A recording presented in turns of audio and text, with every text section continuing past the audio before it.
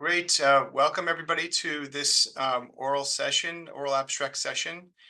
We have four presenters today. We're going to go in order from Anthony McKnight to Bear Nelson, Nitin Subramanian, and then Mary Politi. I forgot to ask you if it's Politi. All right. So we can see how the timing goes.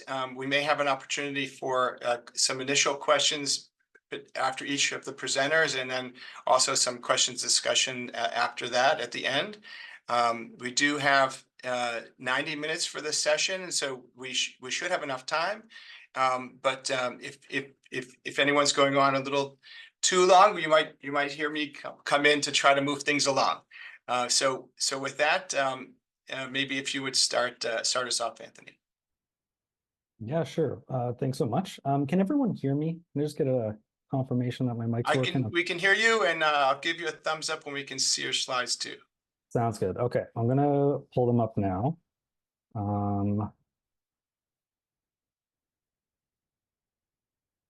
Okay, can people see now? Yes. Perfect. Okay. So my name is Anthony McKnight. I'm a policy analyst from the Public Health Agency of Canada. And I'm here today to present some public opinion research that we had conducted related to health data literacy and Canadians' values related to health data sharing. So some of the objectives I want to get across today are, first of all, present the findings and hear your feedback and find out anything that was interesting to you and things like that.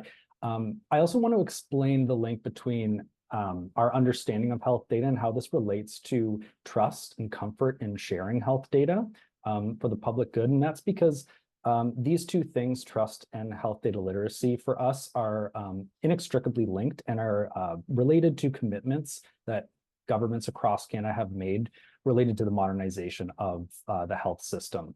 So finally, I do want to just go over some of the concrete actions that governments in Canada are committed to enhance health data literacy and also public trust. Whoops, that went too fast. So some background info. I want to get some definitions out of the way first. So public trust, what we mean by that is the extent to which the public believes institutions, organizations, and individuals who hold positions of authority, power, responsibility act in a way that serves and protects the public's interest. So that's what we mean by public trust. And then by health data literacy, so I know this conference is health literacy. This is sort of a subset of health literacy in that we're looking at how individuals and communities use data to make informed decisions about their personal and their community's health. It gives people power to understand and use information effectively, enabling access to understandable, trustworthy information. So a sneak peek at actually some of the results that I'll be just showing to you later. We do know that most Canadians, almost 60%, are not familiar with the term health data. The lack of understanding of how health data is collected, used, and shared and stored is a major barrier to securing the public's trust. But Canadians are open to enhancing data collection, use, and sharing, particularly within their circle of care. But they want to see that certain safeguards and conditions are in place, particularly around privacy, equity, and clear identification of specific and public benefits. So we know that opinions and trust vary by communities and individuals based on their experiences and demographics. So this means that anything we do needs to be tailored and relevant for various audiences. So any health data literacy materials and training that we develop, we need to keep in mind the differences in how these things are understood across different populations. So crucially, the proliferation of digitally enabled health services and tools means that digital health literacy, which is very much related to health data literacy, are increasingly important. Oops, this keeps happening. There we go. A little bit more background. So this slide mostly just talks about the commitments that Canadian governments have made to modernize the health system. There is a joint federal, provincial, and territorial action plan on health data and digital health, which encompasses the work that we're doing to improve health data literacy as well as maintain trust among the public in terms of how their health data is being collected, shared, and used. So to meet these commitments, our agency, in collaboration with Health Canada, and also provincial and territorial partners, we commissioned some public opinion research to do three things: obtain a baseline measurement of the health data understanding among people in Canada, determine their comfort levels and considerations in sharing health data, and also understand what specific uses and users fall within and outside of social license of health data collection. So social license is those uses and users that the public are comfortable with sharing their health data with. Whoops, why does that happen? Okay, it's jumping 2 slides every time. But okay, now to the methodology. So we conducted this in 2 phases. We did a quantitative phase with roughly 4,000 interviews, either through telephone or an online opt-in panel. And we weighted the sample to reflect the Canadian population, 18 years of age or older. This uses the Canadian census from 2011 for population demographics. We also did a qualitative phase with 12 different focus groups. You can see this table sort of breaks it down. We had 5 regional focus groups. We did 2 focus groups with informed patient advocates, and then 5 with different equity deserving groups across Canada. You can see them listed there. Okay, so now onto the results. So in terms of our first objective, which was understanding Canadians' sort of data literacy in terms of their health data, we asked them some pretty fundamental foundational questions, and we learned some important things. First of all, almost, as I said before, almost 60% are only a little or not familiar at all just with the term health data.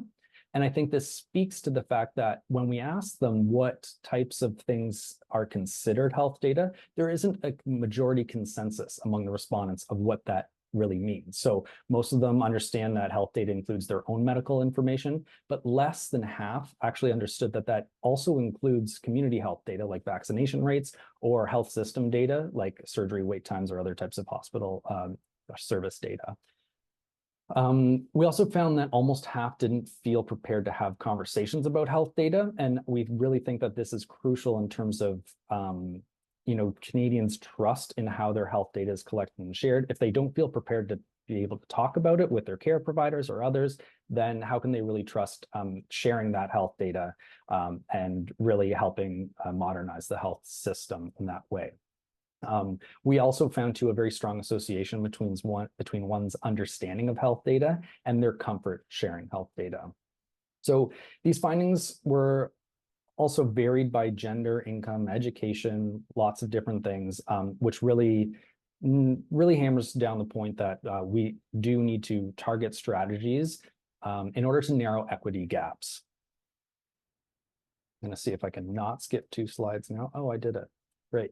Now on to more in-depth findings on their comfort sharing health data. So we asked how comfortable would you be with your health data being shared, or would you say your level of comfort depends upon something? So we did see sort of 31% of the respondents were very uncomfortable or somewhat uncomfortable. A slightly lesser percentage did feel somewhat comfortable to very uncomfortable. But importantly, 23% said that it depends. And it depended on things like the minimum amount of information required to be shared. They would be more comfortable if the data was de-identified, particularly for public health uses. And they were less comfortable with third-party access from private sector pharmaceutical companies, which can be understandable. So throughout the presentation, you'll see these boxes that include some quotations from our focus groups. Here we see that this one member from the visible minority focus group hammers down the point of how de-identifying is vital, and your data should only go to the people that need to know. But communicating that there are lots of different users that need to know is a difficult challenge when communicating with the public. So to that point, we go to objective 3, which was related to social license. So the types of users and uses that Canadians were comfortable sharing their health data with and for. Here, this graph sort of shows the spectrum of responses in terms of types of users that Canadians felt were it was important to share their health data with. So the left is scientists conducting health-related research. The middle is government officials. And then the third is healthcare providers other than a family doctor, so like a pharmacist or a dentist. And the crucial thing here to note is that while most respondents felt it was at least somewhat important to share with all three of these users, governments have a clear opportunity to better communicate the use and value of sharing health data. And we see that reflected in the focus group responses here that I showed. This member of an Indigenous focus group said there's absolutely no reason why the government should have my information. On a case-by-case basis, I would be comfortable providing consent, and it will depend on the purpose, but my health data is not a free-for-all. So again, really, there are some marked differences across populations in terms of their comfort sharing health data, and there are some barriers that governments need to overcome when it comes to gaining certain populations' trust. So now in terms of priorities for building and maintaining trust in health data collection, we presented 3 sort of government health data priorities, and we asked respondents to rate sort of their support for these things, and we see high support for all 3 of these priorities. So things like making sure people have access to and control of their own health data, making sure health data are available to those authorized to support a person's care, and enabling secure access to health data by authorized users. And one thing that was really interesting is once we posed this question and then asked if we could make progress on all 3 of these priorities, how comfortable would you then be sharing your health data? And almost 2/3 of the respondents said that they would be very or somewhat comfortable. And if we go back a couple slides, recall that when we just asked this question in a vacuum, only 27% felt somewhat or very comfortable. So if we demonstrate that we're going to make improvements on the health data system, Canadians are going to be more comfortable sharing their health data.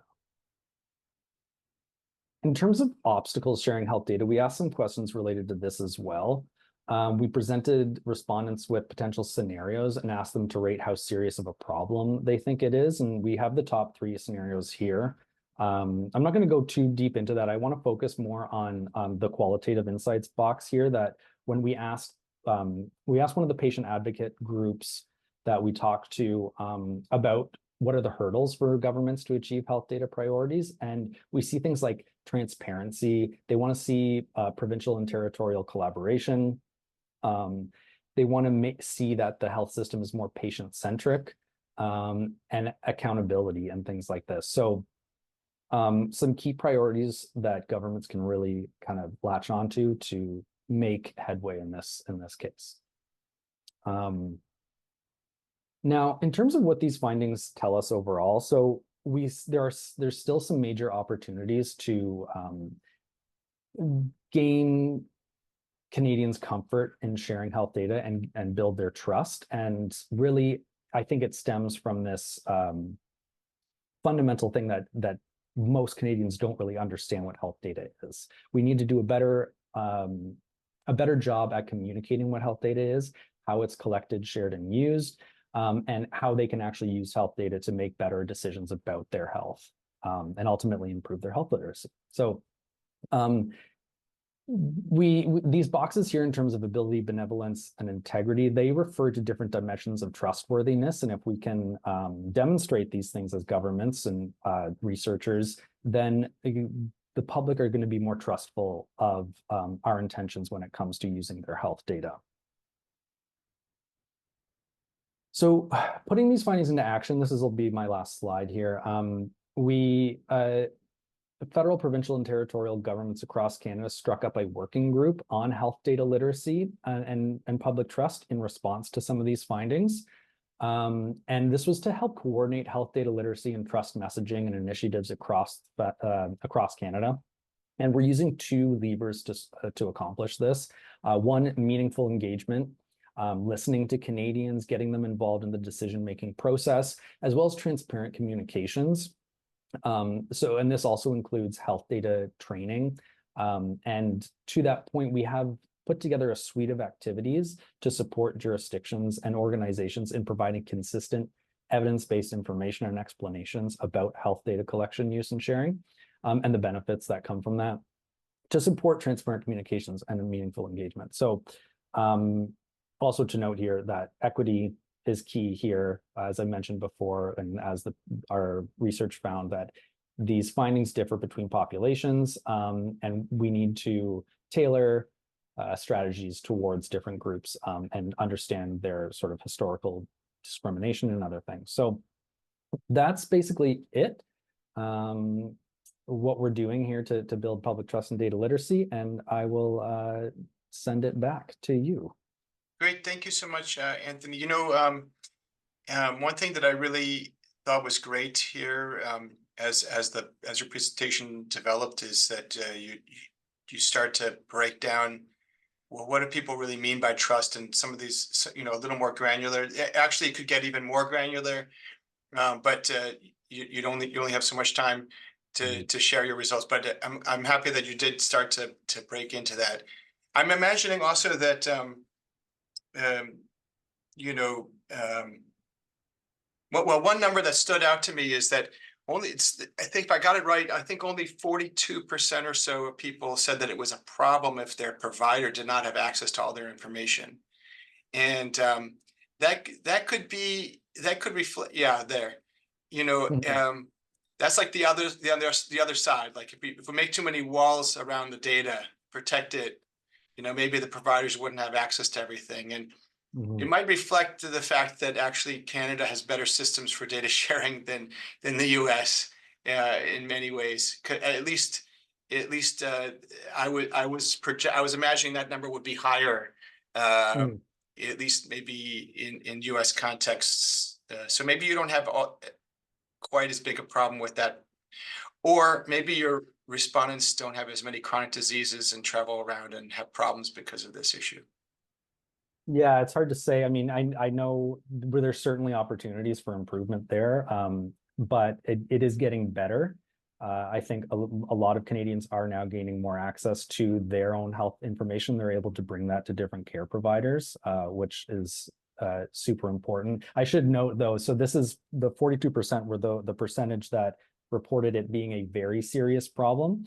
And there was another response option, which was serious problem. So I can't recall the full spectrum there, but it could end up being over 50 say that it was at least a serious problem. So yeah, fair enough. Great. Well, maybe you know, trust is a critical part of this whole thing, but of course, it depends on how worthy we are of people's trusts, and I think that's part of what you're getting at, and starting to like break into like you know, some of this. What does that actually mean and look like? I suspect we'll have a chance to come back to this, but why don't we move forward if it's okay, Bear, Mr. Nelson, if you might pick it up. Thank you. Hello, everyone. I'm just going to share my screen really quick. Okay, great. Hello, everyone. Good morning. My name is Bear Nelson, and I'm here with my co-presenter, Aditya Tumala. We are third-year undergrad students at Harvard College, and today we'll be talking about our work spearheading the Health Fluency Project, which is an organization based in Boston that aims to target health literacy and health communication outcomes in the local communities. As a quick disclaimer, this will not be a traditional research presentation, but it will be much more applied. It's how can we develop a model to build trust in the community and to target health literacy and health communication outcomes on the ground. So we'll be sharing our model, our 3 core pillars, and some of the work that we've been doing in these first 2 years of our project. I'll start off with a quick background and a simple statement. The language barrier is a major issue to healthcare, right? If you, a doctor or a nurse, and your patient speaks different languages, there will be a lot of gaps in health communication, even in the presence of an interpreter. In the literature, there shows a lot of research of the detrimental effects of the language barrier, right? So This could look like decreased treatment adherence, longer hospital admissions, decreased access to preventive services, and an overall decrease in confidence and satisfaction with the healthcare system. Given that our country is home to many diverse populations, and we're projected to have more and more immigrants, have more and more people from all around the world come to our country in these next few years, we believe that the healthcare system needs to consider some of these populations and to accommodate growing linguistic diversity, to accommodate everyone. And so, Yep. looking at this research, Aditya and I also grow up from immigrant backgrounds and sharing these stories with each other. So, for example, my mother, as a Chinese immigrant, moving to the U.S., having a lot of trouble with the language barrier, having a lot of trouble accessing healthcare and with health communication. Aditya has a similar story as well. And meeting with a lot of community partners and community stakeholders and hearing some of their stories, we decided to start the Health Fluency Project, which is a student-led initiative that seeks to empower non-native English-speaking communities, so your immigrant communities, your refugee communities, communities who may even been in the country for a long time, but speak other languages, and to empower these communities to take control of their healthcare journey. Essentially, we want them to become fluent in communicating their health and navigating their healthcare journey. And we do this through a multitude of ways. For example, providing English language skills training, as well as health literacy education. We have 3 pillars in our model, and they can kind of go from short term to medium term to long term. And Aditya will talk about this on the next few slides, but just as a quick overview, our 3 pillars are information/translation, health literacy, health communication, literacy education, as well as advocacy and policy. So I'm going to pass it off to Aditya to talk a little bit more of the work that we do. Yeah. So essentially, our goals are we want to make sure that we address health literacy in a multifaceted way. So we want to make sure that in the short term, we distribute information and we kind of focus on that lens. In the medium term, we want to focus on communication. That's our target. And in the long term, of course, policy and advocacy work.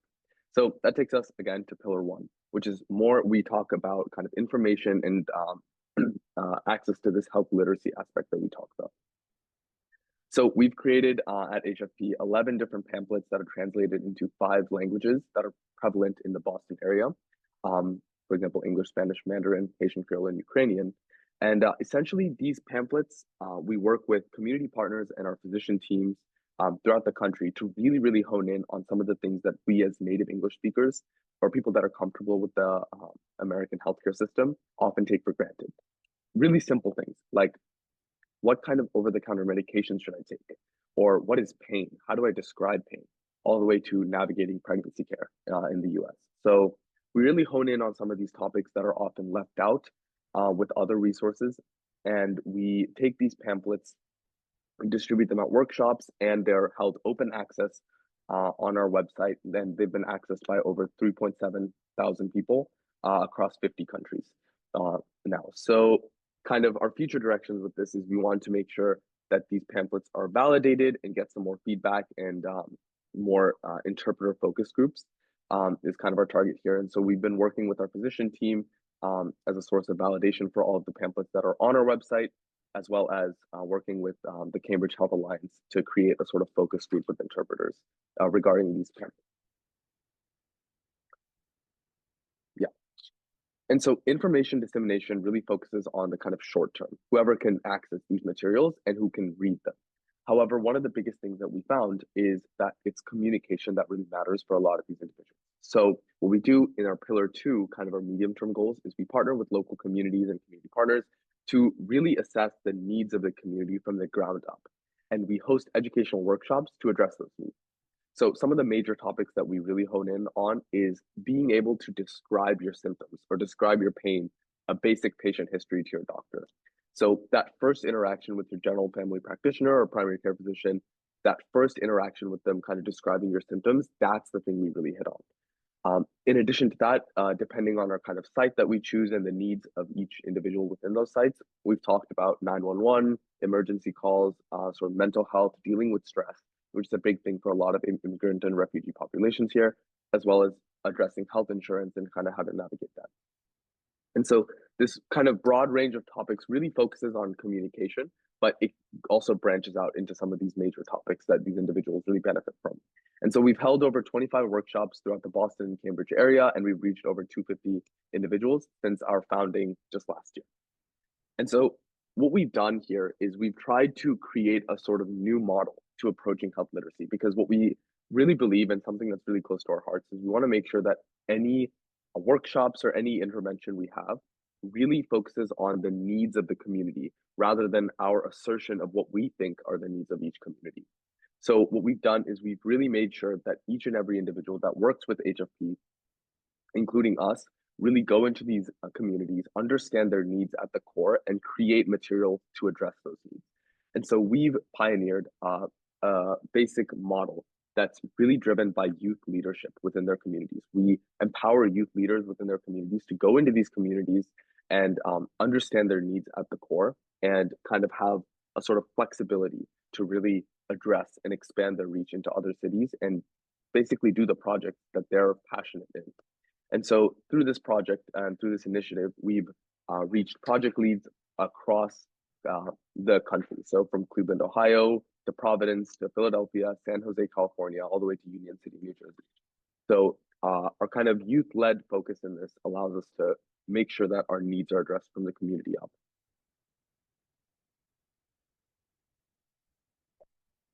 So we understand that a lot of the kind of direct influence that we have on these communities is dependent on our reach to them.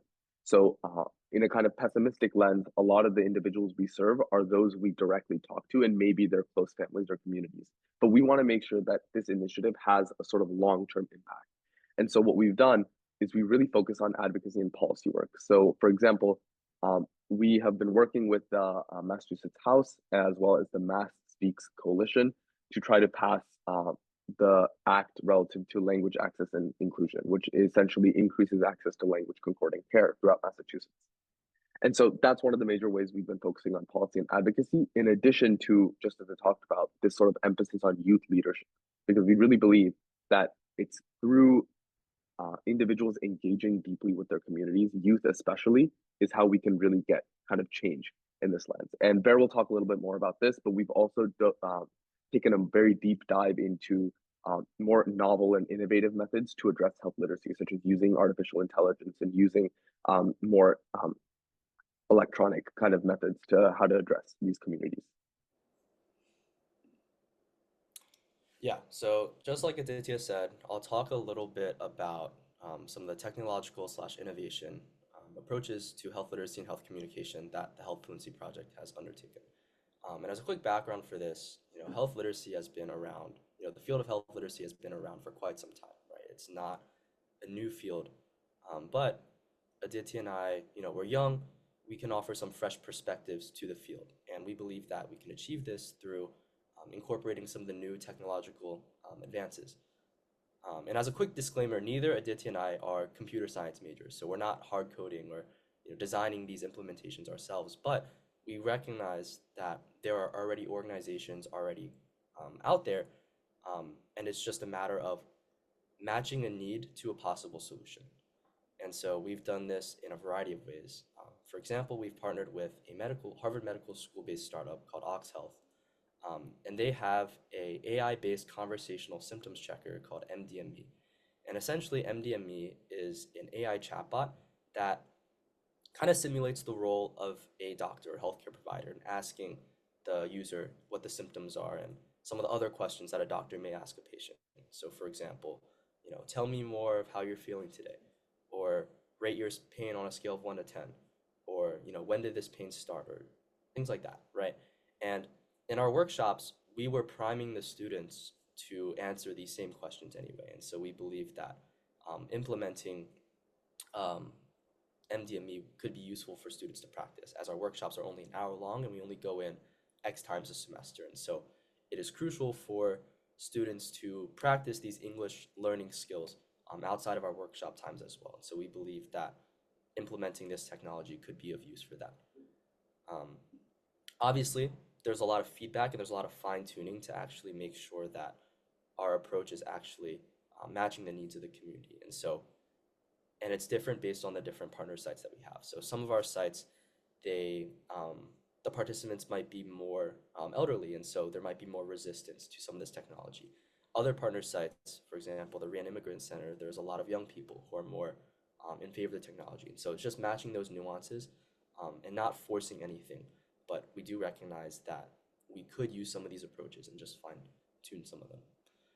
Another thing that we've been experimenting with is we've been looking at AI-based translation services. So there's a software called DeepL who has various AI-based features in which you can upload a PDF and it'll just translate something for you.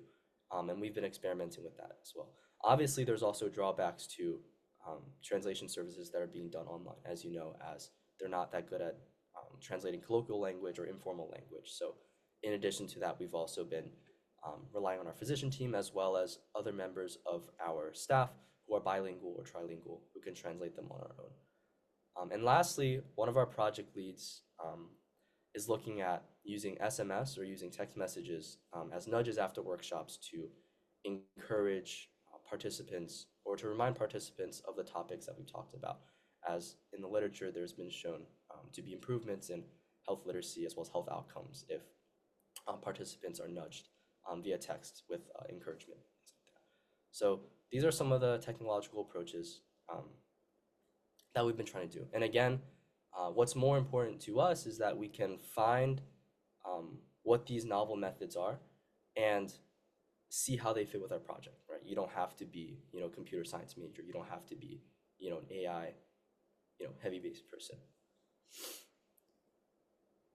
And lastly, just like Aditya said, we really strive to be a community-centric organization. And so because of that, collaborations are central to our work, right? Our project would not exist if we did not collaborate or partner with various local communities. Because at the end of the day, we are going into the local communities and we are trying to work with them to assess what the needs are, right? So we have to approach that, in a certain way, in a way that builds trust and in a way where we don't impose our own views, but to really listen and to really hear what the community has to say and work with them to create a solution. And so these are some of our partners. They range from the libraries, community centers, to startups, to advocacy/policy groups. So yeah, that's a little bit about our work. Super grateful to have been on here today. You can learn more about our work at www.healthfluencyproject.org. Thank you both. One of the questions that was posed to you had to do with your selection of the five languages. Maybe you could just address that. Yeah. Yeah, sure. So essentially these major five languages are the biggest kind of language groups within our populations that we work with. So a lot of the community sites we work with tend to have, of course, matching pretty well with the sort of Boston sphere of linguistic diversity is essentially a lot of Spanish speakers, a lot of Mandarin speakers, Haitian Creole speakers especially, and we're planning on expanding further into some of the other languages that are prevalent, such as Vietnamese or Portuguese in the Boston area. But these are the kind of ones we decided to start with. Yeah, I mean, no matter what, you have to start with whatever you start with and expand from there. I have a series of projects that now are up now into 30 languages, and so it can grow, but it has to start with where you have the strength and assets. Maybe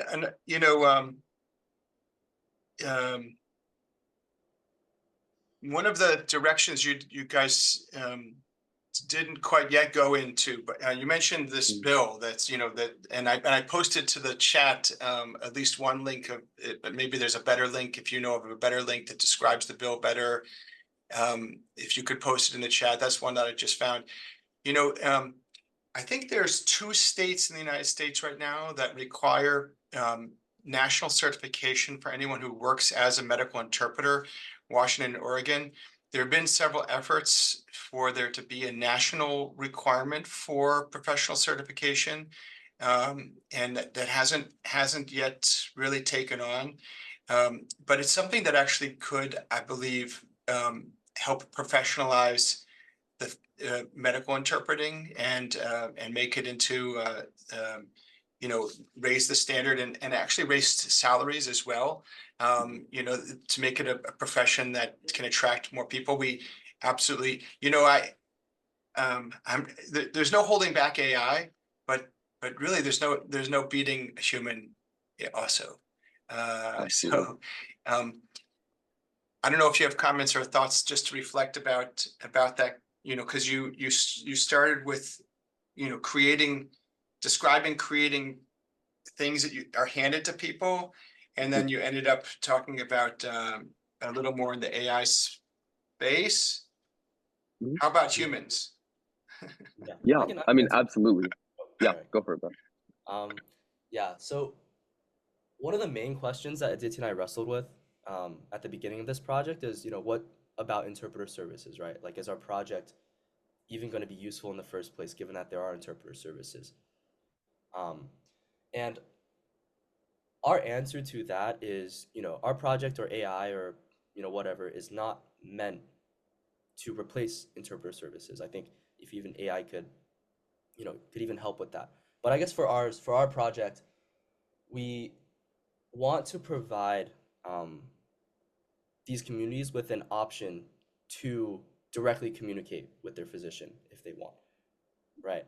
At the end of the day, um, Boston has a pretty robust, hospital system, and there's a lot of interpreters. So a lot of our patient populations do require and do feel really comfortable with an interpreter. But they've also expressed um, their desire to be able to directly communicate. And we think that's pretty important as well. And we know that that's going to take time, right? It's not going to take one workshop on describing symptoms to have everyone up to speed. And so we want this project to be very longitudinal in a sense that, while patient populations can still be relying on interpreters, they can also learn some of these skills in the meantime, and then they can have the choice to decide how they want to communicate. Um, at the same time, like you mentioned, there are some flaws with the current interpreter system, right? Like you said, there's only few states who, actually mandate the official certification process, right? There's also an issue with interpreter services reimbursement systems. I think currently there's only 17 or 18 states that officially reimburse interpreter services. So there's a lot of states who don't really do that, and that really limits interpreter access as well. And then you have people relying on ad hoc interpreters, which brings up a whole nother issue of miscommunication and of detrimental health outcomes, right? So at the end of the day, we essentially want to create an option in which we can empower these patient populations directly. Yeah, fantastic. There's so much to in this topic. People magically think that if you use an interpreter, then there are no health literacy barriers in that language, which is really just magical thinking and silliness. So I do have one beef with something you just said, Bear. There are more services in a place like Boston than in many places, but there's so many holes and there's so much Yeah, weakness yeah. here too. And so I wouldn't say there's a lot of interpreters here. I mean, there's even when they are afforded to have to be there, like say when a doctor and a patient are sitting together. Well, what about all the rest? Most people's lives are not in the doctor's office. Like, there's in the pharmacy, in the dentist's office, in occupational therapy, like all the different things, everything all across your whole experience. I hope we do get back to some of these topics, but for the sake of keeping giving out others their chance to present as well, I think Nitin, you're up. If you might be able to switch, and we'll have time for more Q&A later on. Awesome. Hi. Thanks so much, everyone.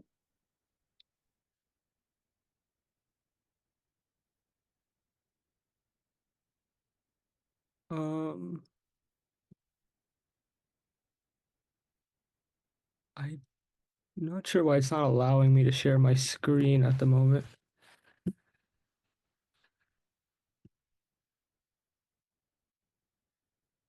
Nathan, are you on a Mac? Yes. On Macs, there's a special permission under System Preferences up at the top left-hand corner where you have to go and give it permissions to allow the use of your camera and your mic, which you've Okay, done. yeah, I just found that. It's telling me to quit the meeting and reopen it. So I might just like be gone for like 2 seconds.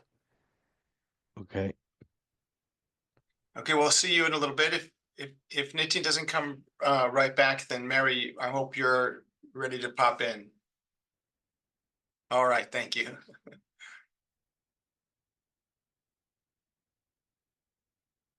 Well, why don't we do that?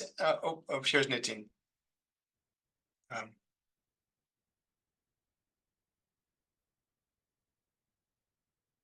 Nitin, if you're having trouble, if you could also email me the slide deck, and we'll have Mary go now, and then you'll come be after Mary. I will put my email to you in the chat. So we're going to just switch it around, Mary, if that's okay. Sure, I'm happy to do that. Okay, let me just pull up my slides and go back to the beginning.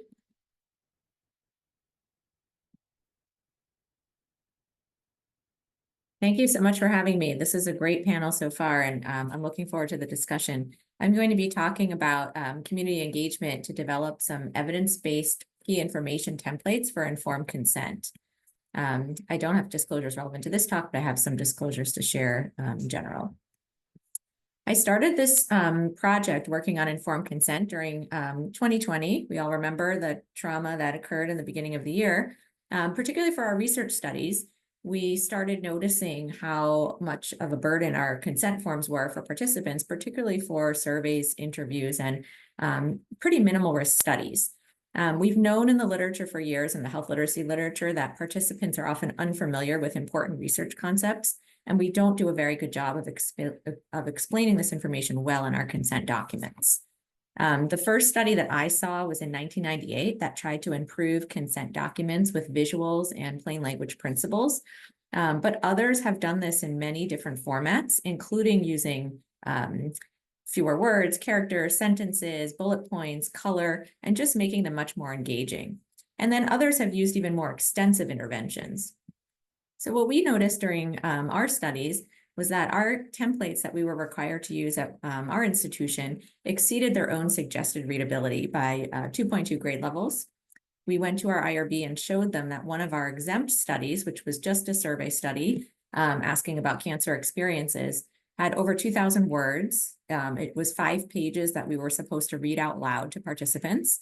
And it was written at about 11th grade reading level. And then we had another study that required full board review, which it had an intervention plus a survey, and it was 8 pages to read and even more cumbersome. And it was taking us about 20 minutes to just go through the consent over Zoom or on the phone before we were allowed to be back in person. But this had been a problem long before. We also noticed there were 7 different locations that we had to mention this potential risk of breach of confidentiality, which was a minimal risk, a small risk, but an important one to share. So we had it in the key information section, which is a new requirement for federal studies. It was in our certificate of confidentiality. It was in our HIPAA section. It was in a section about this study being online. And it was in a section about going over the risks and benefits, and et cetera. And how we would protect from those risks. And we had potential participants declining to join the study and specifically telling us that they misunderstood some key details. They said, I did not like the part of the consent form about risk of confidential information being disclosed. There are people in my family that don't know I have cancer, and I don't want them to find out from you, which our study didn't have a piece of disclosure to family members, but it was understandable that they misunderstood that from the way we worded it in the consent. Someone else mentioned, after looking at the disclosures you say you will share with others, I have decided not to participate in the study. So when we went to our IRB, they said, well, we agree, this is a problem. We don't have much flexibility in the rest of the template, at least not quickly. But what we can do is allow you to adapt our key information page, which is this new requirement and the most recent revision of the common rule that we should have a concise and focused summary of the most important study information. And we don't have any requirements for how to do that or any guidance. It's just supposed to be this nice summary. And they told us that we agree that there's all this repetition. So if you're clear up front on the key information page, you don't have to repeat the information again in all those other locations. And even for some exempt studies, surveys, interviews, minimal risk studies, we might be able to use the key information page on its own. So we got really excited and we thought, okay, well, let's try this out, but we also want to make sure we're studying this and doing this in a systematic way. So we identified 4 trials to pilot our visual key information page as part of consent. We went to some cancer treatment trials where they told us they were having trouble explaining what was part of the study versus their standard treatment. We went to our Alzheimer's Disease Research Center where they had a longitudinal study with older adults on memory and aging, and then a biobank study that talked about saving specimens for the future. And we created some surveys for participants and for the staff and PIs about how they responded to those visuals. And then to develop the visuals, what we could come up with in PowerPoint, which we thought was the simplest program to use so that it could be adapted later on by other investigators, we wanted to scale back a bit and make sure we were doing this in a user-centered way. So we went into the literature on implementation science and made sure we were systematically tracking how we were delivering this so we can respond to end users' feedback. So while we were testing in the pilot study, we were also gathering community and research team members' feedback and redesigning the template while we're gathering this data. So this is what we came up with first in PowerPoint, and we thought, this doesn't look great. I mean, it's better than what we've had, but this is a little dense. This was a hard one because it involved many components in this investigational cancer trial. So we went to our a local graphic design and communication agency called Health Literacy Media, and we refined it with some information we were getting from research team members and investigators, and tracked these adaptations in a framework called the Framework for Reporting Adaptations and Modifications. So the next iteration of these visual key information pages at the start of consent looked a little nicer. It had some uniform color. The design agency said we should really group our icons together with icons in one area and text in another. We created a little more white space. So we thought this was going to be great, and it was well received, but we did have some people tell us that particular sections were confusing. One person even described the single color as a little bit too institutional. So we thought, well, it looks a little more formal than the previous one. But they also said that it was a little too sterile for them and that too many icons in one area could result in this icon soup, or even they described it as road signs in Germany, where they thought they should know what they represented, but they didn't really understand what they were referring to. So we went back and integrated some of the visuals and icons within the text. We created more color, but not too much color. Some people thought too much color was cartoonish or maybe too juvenile, which might work for children in ascent studies. And we came up with something like this. So we added some icons directly next to what they were describing, and we tried to limit it to 1 to 2 icons per section so that there was enough room for the details and people weren't just cutting and pasting from their long consent into our different sections. The headers of the boxes were representing the key information suggestions by OHRS and federal guidelines. And we made sure we mentioned that they should review more details on the next pages for studies that involved projects that this wasn't the whole consent, this was just one piece of it. But then we realized as people were using it that this horizontal orientation or landscape orientation looked nice and allowed us to fit more details, but it didn't really work for these studies using REDCap or other online versions of consent because it was condensing the information and it was already portrait oriented in REDCap. And it was making the text look smaller than our recommended size for readability. It also didn't allow it to nicely integrate into the rest of the document, and we really wanted this to be part of consent and not a supplemental page that was used separately. We wanted it to be done at the same time. So our IRB suggested this as well, and so we created this portrait version that this is what we're using now. So similar box headers, lots of examples of icons that represent what they're referring to, but limiting to 1 to 2 per section. And it doesn't need to have an icon if that doesn't seem to increase the readability or understanding in those sections. Across the 4 studies, we've surveyed 90 participants, and most of the participants are understanding these key details of each study. The weighted mean correct knowledge answers was almost 88%. And some of the topics that they were frequently getting incorrect were things that are pretty hard to communicate in general, like, will I directly benefit from this phase 2 cancer trial? Or do I need to give you extra samples for the biobank or just the ones you've already taken? Will I be paid for each visit in this longitudinal study or just one time? So we went back and clarified that those gaps, but we were comfortable that people understood the overall gist of the studies. They also did not seem as conflicted about joining a study in general. And because they've been going so well in the 4 pilot studies, we've actually expanded implementation because we keep getting other PIs asking us, could you help us create this? Could we do this in our study? So we're doing this in both exempt studies and non-exempt studies, and many studies at our cancer center that have decided this is really useful, both for the participants, but also for the research staff to summarize what they're going to be reviewing in the full document. We also have engaged with some community partners who have told us that the visuals are much more approachable and friendlier, and all of them that we tried to show them originally were an improvement over our existing forms. So we've created this template, toolkit for people to review what kinds of information is needed and how to create these, because we're hoping if this goes larger than these, 17 to 20 studies, that people can really do this on their own. So that's why we, again, chose PowerPoint as our template, which isn't quite as fancy as some other programs like Canva or other design programs, but it allows people to be able to do it themselves. We have many examples at the end.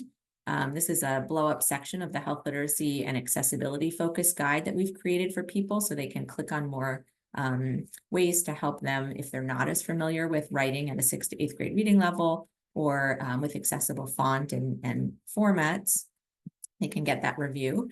And we give them some instructions on the side of this template that gives them some notes to consider what to put in the boxes. That was another thing people told us, how can I figure out how to synthesize this long document into a brief summary? And then we have many different examples of icons. These are just 2 examples of the pages we've had based on feedback about the types of studies people are conducting.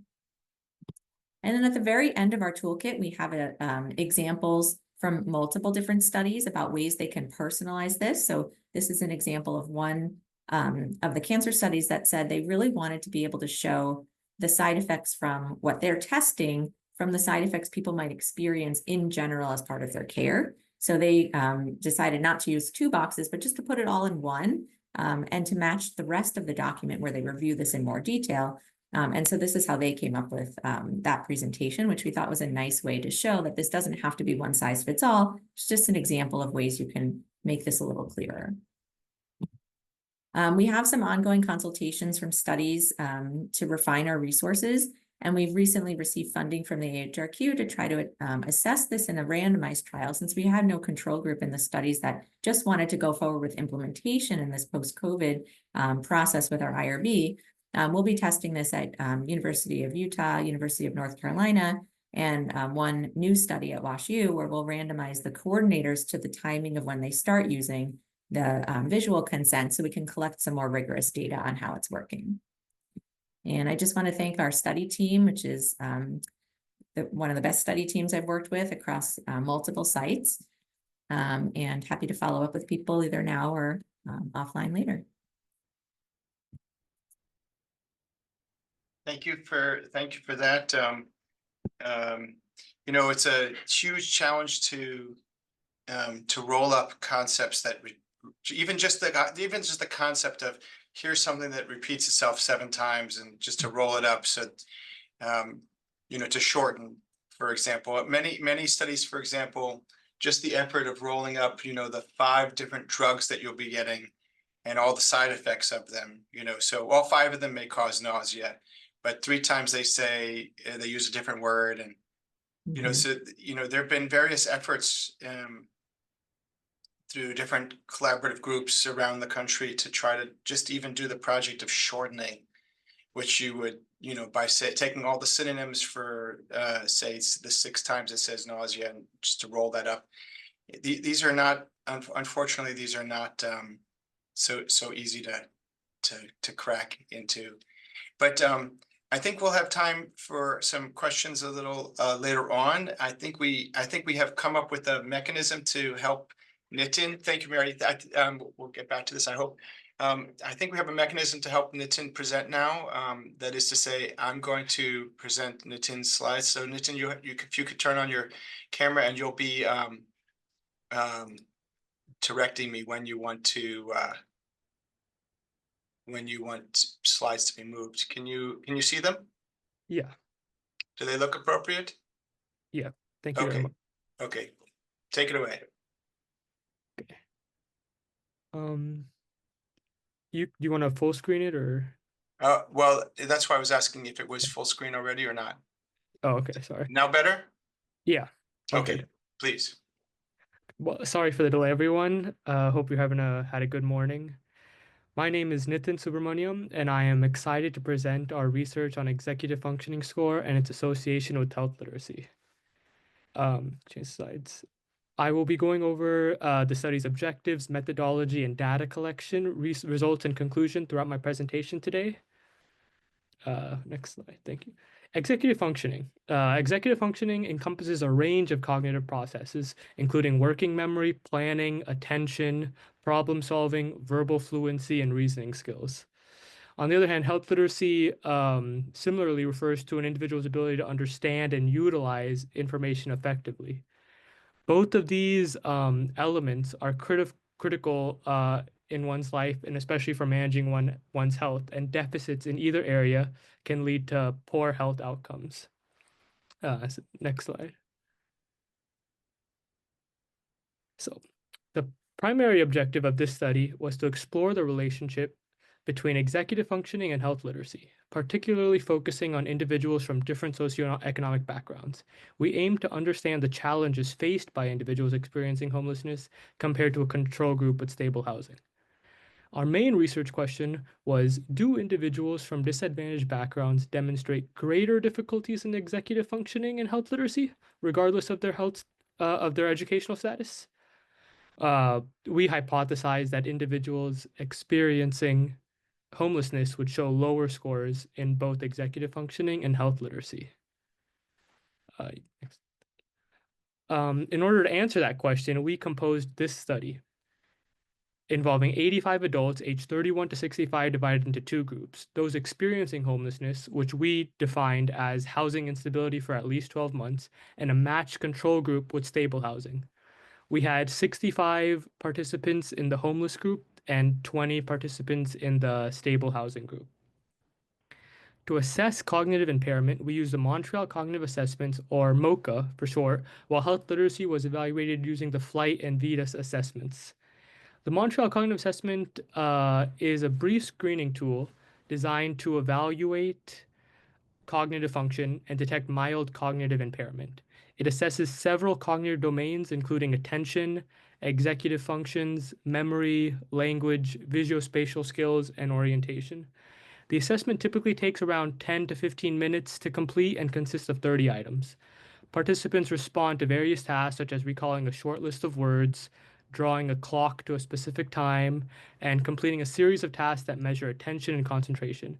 Each section is scored, and the total score ranges from 0 to 30, with higher scores indicating better cognitive function.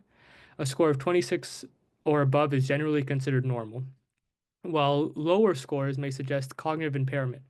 MoCA is widely used in clinical settings due to its sensitivity in detecting early cognitive changes, making it a valuable tool for assessing conditions like Alzheimer's disease and other dementias. Additionally, it can be adapted for different languages and cultural contexts, enhancing its applicability across diverse populations. For the health literacy assessments, Flight VITAS assesses an individual's ability to understand and use health-related information. It focuses on practical tasks such as reading medication labels, interpreting appointment instructions, and understanding health-related documents. The assessment typically involves real-world scenarios that require participants to demonstrate their skills in navigating health information, thus providing insights into their functional health literacy.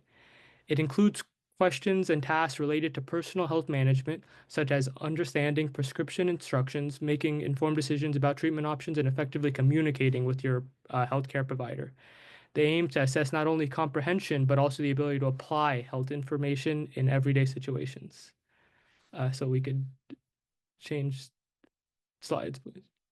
So yeah, this is going to be the data collection and results in the next slide. So on the left of the slide, you could see an example of some of the items on the MOCA assessments. On the top, you could see one of the homeless participants' ability to answer the questions, and below that, you could see someone from the control group. Participants completed these assessments, both the MOCA and health literacy assessments, using a laptop equipped with the Tobii Pro Nano eye tracking device. Data collected from the eye tracking device was exported and analyzed using SPSS version 27. We focused on key metrics such as mean pupil diameter changes, MOCA scores, and health literacy scores to draw our conclusions. Next slide. So first, let's look at the eye movement data. Tasks evoked pupillary responses are emerging as promising biomarkers for mild cognitive impairment, or MCI. When individuals engage in cognitive tasks, their pupils exhibit specific patterns of dilation and constriction that reflect underlying cognitive processes and neural activity. Research has shown that individuals with MCI may display atypical pupillary responses such as diminished dilation or slower constriction, compared to cognitively healthy individuals. These differences can indicate impaired cognitive processing and reduced attentional control, making pupillary responses a potential tool for early detection and monitoring of MCI. The results suggest that the mean pupil diameter were significantly smaller from baseline in the homeless group than the control, with a mean change of 1.15 in the homeless group and 0.87 millimeters in the control group. The homeless group had a mean MOCA score of 24.7 versus a score of 27.1 in the control group, and had similarly lower scores in the health literacy score assessments with 11.34 compared to a 27.57. So as you could see on the slides, unfortunately, I'm not able to point it out with my mouse, but over in the top graph, you could see that the first three events were the trail, cube, and clock. And for those were part of the MOCA test. And the following ones, questions 1 through 5, 5 to 10, and 10 to 15 are part of the Flight Vita's health assessment events. There was some problems we had using the mean pupil diameter, because as the questions got harder, like questions 1 through 5, 5 through 10 were relatively easy, and then 10 through 15 and 15 beyond got increasingly more difficult. The homeless population reached a threshold where the questions were just too difficult for them to even focus on at all, and they just guess. And we've got more guessing events as the questions got more difficult, which is why there's less of a difference between the homeless group and the control group as we move on. And the bottom graph shows a time series analysis of pupil sizes of the control groups. So we could see where the questions that were more difficult and less difficult, the ones that required more focus and less focus. And this is the data we used and compared to the homeless group to get our differential. You can move on to the next slide. Thank you. The implications of these findings are critical. While cognitive decline can be expected with aging, factors like repeated exposure to stress can exacerbate these issues regardless of age. The lower health literacy and executive functioning in our homeless group may severely hinder their ability to understand and manage health information, underscoring the need for targeted interventions to support these vulnerable populations. In conclusion, our study highlights significant cognitive and health literacy disparities between homeless individuals and those with stable housing. Addressing these disparities is crucial for improving health outcomes. We believe that implementing programs aimed at enhancing executive functioning and health literacy can significantly benefit disadvantaged groups. Thank you guys for your attention.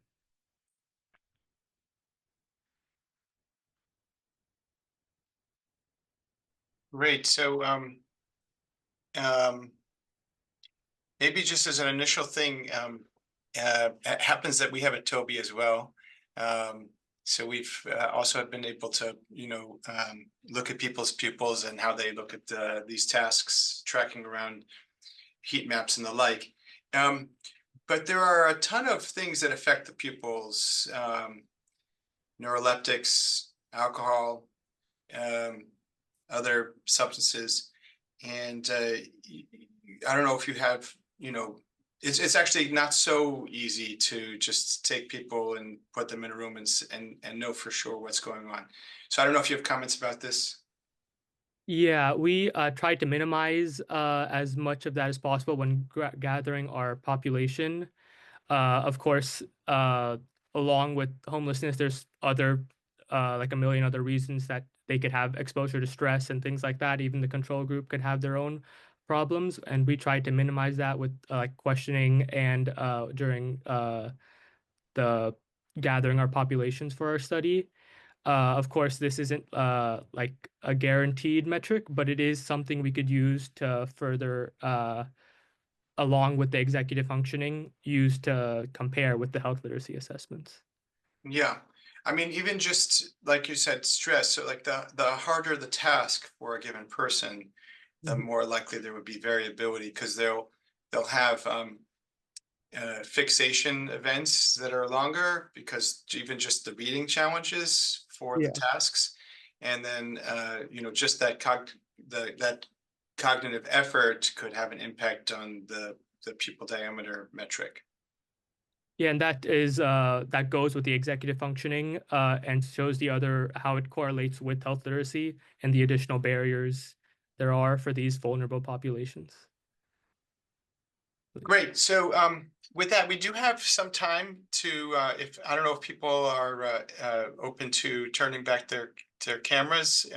Thank you, Mary, and it's possible that others have, and people, anyone can pose questions to any of the presenters, and if you don't, then probably I will.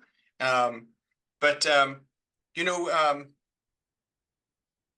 maybe one kind of cross-cutting topic, and I'll give each of you to an opportunity to reflect about this in the context of your works, and they're quite varied. But one cross-cutting topic, really, it seems to me, is trust.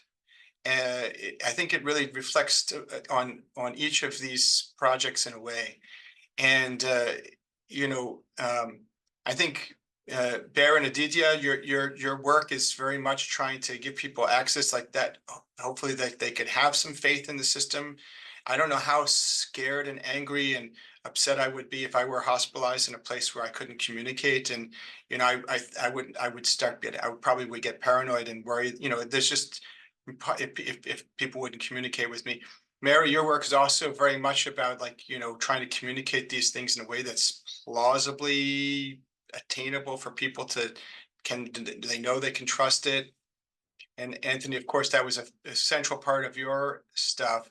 Nitin, I also would think that that as people get scared, that also will affect their pupils and even their performance on some of these measures, and if they feel trusted. So anyway, I'm going to give each of you an opportunity to say more, if you might, about trust and how it affected your work, or how will you maybe even better, how you think about next steps, if you might. I don't know, maybe Anthony, if you take it first. Yeah, sure. So yeah, as Michael mentioned, trust is sort of a central, it's actually one of the primary outcomes, I think, of our work at the Public Health Agency of Canada. So the idea is that, as we build health data literacy, that's going to increase trust in the public's trust in sharing their health data. Now, that's a simplistic way of looking at it. I think the interrelationship between literacy and trust is complicated. One of the things that complicates it is I showed in my presentation, I briefly sort of glossed over this framework for trustworthiness. There were 3 dimensions there: ability, benevolence, and integrity. One thing, if you go into the literature on this, one thing that you will see is Oh, I should also mention transparency. So we think, if we're transparent about how health data is collected and shared, that will also increase trust. Now, if you don't have these foundations of trustworthiness, say, for example, ability is like your competence in how you're doing what you say you're doing. So in this case, in terms of health data sharing, if you are not demonstrating competence in doing that, transparently communicating how you're doing those things is actually going to diminish trust. Because people, you pull back the blinds and people say, oh, why haven't you done this? And it requires a basic understanding of how these things function. So you kind of need all these pieces together in order to sort of build trust. Building trust isn't, you can't do one thing and say, okay, we've built trust there. It's a process that's interrelated, requires lots of different moving parts, and it takes time. So that's what I'll say in terms of my piece about at least health data sharing, where that comes into play, and its effect on trust. So I'll bring it back to you, Mike. Yeah, sure. Baron, Aditya? Yeah, I can take this one. Yeah, like we mentioned in our presentation, trust is a very central part of what we do. Building that trust in the first place, right? Actually meeting with the community partners and to work with them to figure out what some of the needs are and to figure out how we can establish a program or a curriculum to address those needs. And that is a process that takes a lot of time. And within that time span, the trust is hopefully built for that. I think it's also very good for us to maintain that trust, right? And a big question that we have been working with is, how will we maintain these partnerships beyond the time we graduate, right? Because Aditya and I are third years at the college, so we have 2 years left. But as you know, there's our big issues of programs coming in and then leaving, programs coming in and leaving, right? And that can disrupt a lot of trust, right? And so that's a question that we're wrestling with, right? How can we create a program? How can we create an initiative that will be sustainable even after we graduate or move to a different city? So that is something that we're working on too. I don't know, Aditya, if you wanted to add to that, or? Yeah, absolutely. I mean, I think Bear's absolutely right. Social determinants of health are incredibly complex, and they're often a result of decades of painful historical marginalization and exploitation. And they really prove to be a pretty substantial barrier for building trust with these communities that have suffered from this betrayal for really too long. And so understanding the needs of each community, just as we talked about before, requires a lot of background work. So whether that may be talking to community leaders and partners, kind of building relationships, and really most importantly, gaining a comprehensive view of the community that these individuals that we want to serve, that's really crucial to us. And so what we do is we really want to make sure that any student, any youth kind of leader in their community goes into the community with that in their minds, with that in their hearts, in anything that they choose to do, and be very, very flexible and comfortable with changing on the spot. Something Bear and I have very often done is we go in with one idea, hey, let's talk about pain, let's talk about symptoms, and we come out talking about something totally different, such as, maybe what are the body parts, head, shoulders, eyes, ears, things like that. Really toning it down and sort of addressing the specific needs of who you're presenting to based on what their capabilities are and what they need at that moment. And so being able to do that, being flexible, we think is really, really important. And I think that's why that's something that Health Fluency Project, and I think a lot of other organizations as well that are on this call, really try to keep in their hearts, which is something we really appreciate. Okay, great. Yes, it's going to be a long-term effort, and it's hard to pull off in 4 years. You guys are going to be done, so you're going to have to hand the ball off to others, and keeping, spreading it is great stuff. Happy that you're doing it. Mary. Yeah, I think trust is one of the most important aspects of any communication. It's why I don't think AI is going to replace any of what we're doing, because the information can be synthesized and summarized in a text format, but we still need to deliver the information in a way that instills that confidence. And part of what was happening with our informed consent documents for years is that we were relying on that interpersonal communication, and the forms were seen as secondary or not important, even though those were the essential documents we were told we needed. But people were just summarizing and communicating it verbally. And when we were no longer able to do that because of restrictions on in-person communication and such, It created this opportunity, even though it was a terrible situation. The other thing that happened with trust in our study was that a lot of investigators don't tend to always have the best relationships with the IRBs. They think of them as being in the way. And actually, the IRB members said the opposite to us when we went to them. At all of the sites, they were really enthusiastic and said, we are worried the investigators won't want to use this new approach because they're used to just plugging in what they have into their standard process. And each group felt like the other was going to respond differently. Everybody believed it was better for the participants and that would instill trust in the researchers, but they were less willing to engage with each other. So it really involved a lot of implementation science approaches to build those relationships to spearhead the process. Yeah, so I'm posting into the chat a link to a paper I did on 2003. You mentioned, Mary, how there's this gap between, like, the readability that the institutions say they should be and then what they actually are. This problem hasn't gone away, and and the forms have gotten longer and longer. So I think maybe not everybody understands, Mary, that you were responding to a very specific initiative, that we actually now have this mandate for this summary in the front, to start off, right? That's what you're designing, the summary. And this happened in part because at least some people kind of lost their way in trying to make any headway with the main document, which is, so do you feel like your work is being undermined by the next 25 pages of incredibly dense stuff? Well, so at our institution, we're allowed to not repeat the information in the rest of the dense stuff, because if we summarize it well, they've told us that they're okay with us then removing that piece and just adding the details that are necessary. In some of my studies, this is the only page we have to use if we are using it as an exempt study. And then there's other places where the investigators, in the process of me helping them summarize it, I'll ask them questions. Hey, what is this part about? And they're like, oh, we're not doing that anymore. We didn't realize that was still in the consent. And so it actually, I think, is helping people review, because sometimes they're not even always aware of all the stuff.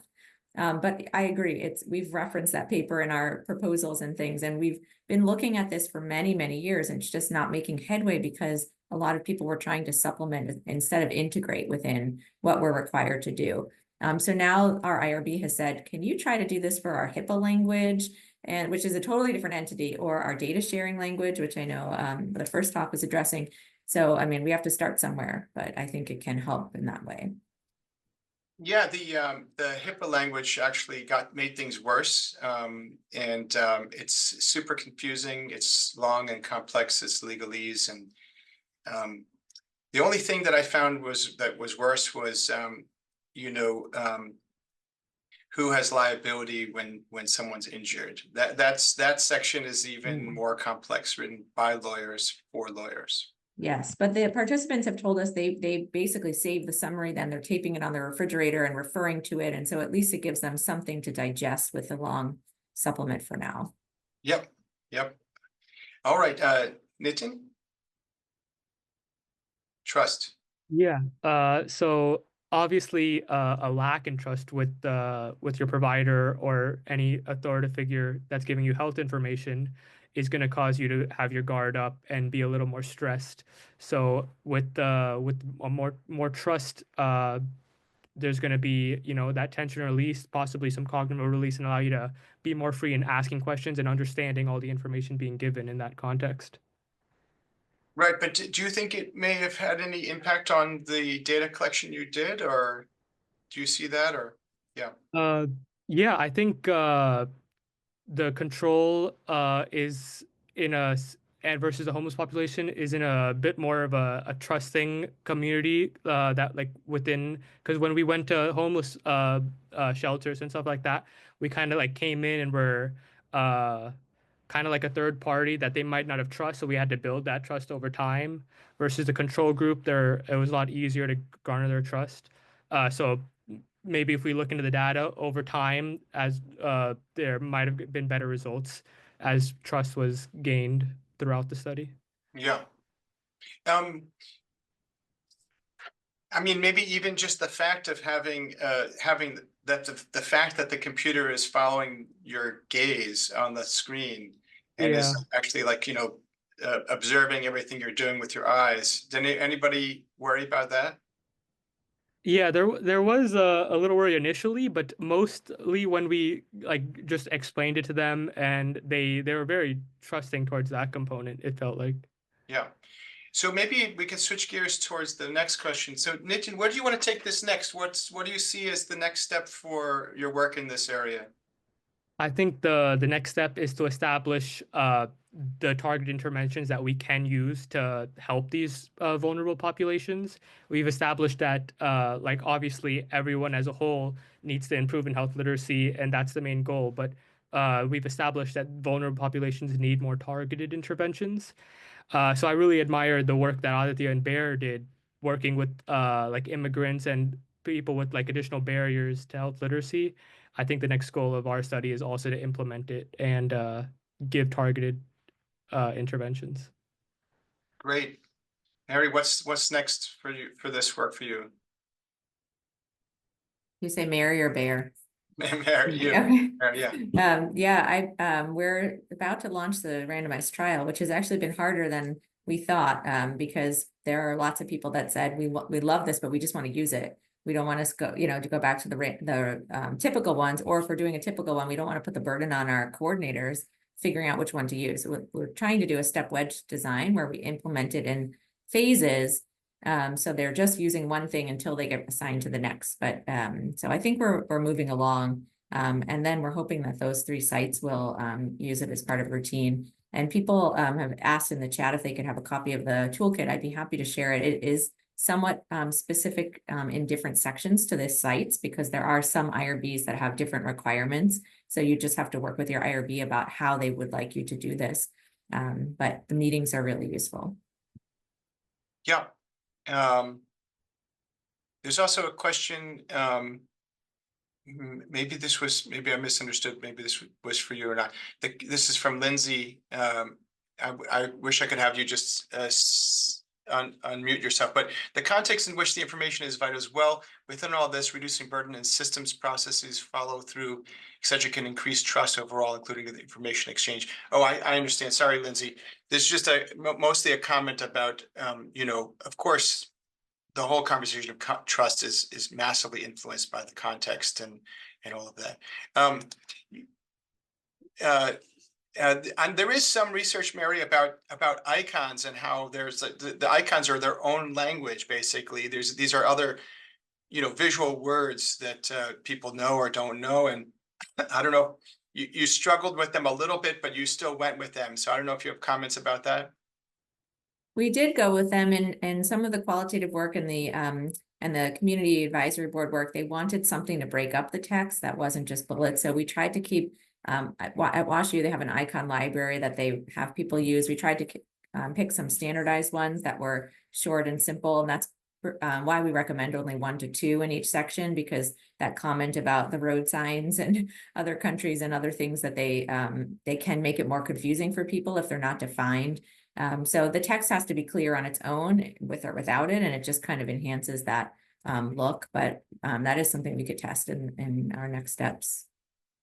Yeah, we have a project in which we're using the Toby for. So this is like a crossing the streams, which has to do with the medical illustrations. So not just the icons, but illustrations. And there's just deep misunderstanding. Lots and lots of people. I would be surprised if the icons conveyed a lot of information to a lot of people. But yes, they are a visual breakup on the screen. So Bear and Aditya, where do you see this going? Yeah, yeah, I can take this first, and Bear can add as well to this. But I think in general, it's kind of expansion, right? So over the last few months, this kind of goes in to a question that was asked as well. But over the last few months, we've recruited multiple new project leads from across the country to address the kind of similar needs in communities that we've seen here in Boston, but throughout the US. And so from growing up in suburban Philadelphia for Bear, all the way to rural South Dakota for me, Bear and I really intimately know the pervasiveness of this sort of language barrier issue. And so for us, we would really love to continue to expand this beyond Boston, and we're working with various organizations to do so. And at the core of Health Fluency Project is something that we've realized is that youth leadership is absolutely key. Bringing fresh perspectives to the field, introducing technology to the field, and kind of trying new things is something that we think that we want to try to pursue forward. So into the future, we would love to kind of expand throughout the country as we're trying to do now, as well as introduce new ideas, fresh technologies, things like that throughout the field. Yeah, and just adding on to that, I think we talked a little bit about this earlier in the conversation, in that, even though Boston prides itself on having such a robust healthcare system, like you said, Michael, there's even a lot of gaps, a lot of holes to be filled in Boston. So, taking that into account, there's also a lot of other places in the country that have a substantial immigrant refugee population that may not have, the resources that Boston has. So just trying to take that into account and see how we can expand our reach into those communities as well. In addition to expansion, another thing we want to focus on is validation. So we talked a little bit about how to validate the pamphlets that we have. So like Aditya mentioned, we're partnering with the Cambridge Health Alliance to essentially have an interpreter focus groups, because the interpreters are on the ground. They know what the issues are. They know where the gaps in communication are, and see, if our pamphlets are hitting some of those concepts, and if they're not, what are some additional ideas that we can put into pamphlets? What are some additional languages we can translate our pamphlets into? And so getting that feedback would be instrumental for that. Another area of validation would be to validate our workshops. How effective are our workshops in the first place? This has been a little bit difficult for us for the main reason that for some of our partner sites, we have different people coming into different workshops. So it might be hard to hit on the longitudinal aspect. How has this workshop changed your views on health literacy? How has this workshop helped over a 6-month period? It's a little bit hard to do that because we have different people coming in and out. So we're currently trying to figure out ways in which we can still figure out the feedback, but maybe for smaller sessions, maybe a pre-test and a post-test, a pre-check-in or a post-workshop debrief, things like that. So definitely, yes, the expansion and also the validation. Yeah, well, Anthony's back, but we have to close it up. So thank you all for presenting. I am looking forward to seeing where this does go. Mary, I'm very happy that you're going to take on a trial of this work. That sounds excellent. It's not so easy to do for this kind of a thing. Embedding consent process stuff into other people's studies and everything, it gets to be complicated, but it's very nice that you're going to be doing that. There's just lots of good work being done and still to be done. I don't know if the answer is going to be a wiki or some other thing, but you're going to have to be able to open up, so everybody else can add their other languages and advocate for their communities in Aditya and Bear.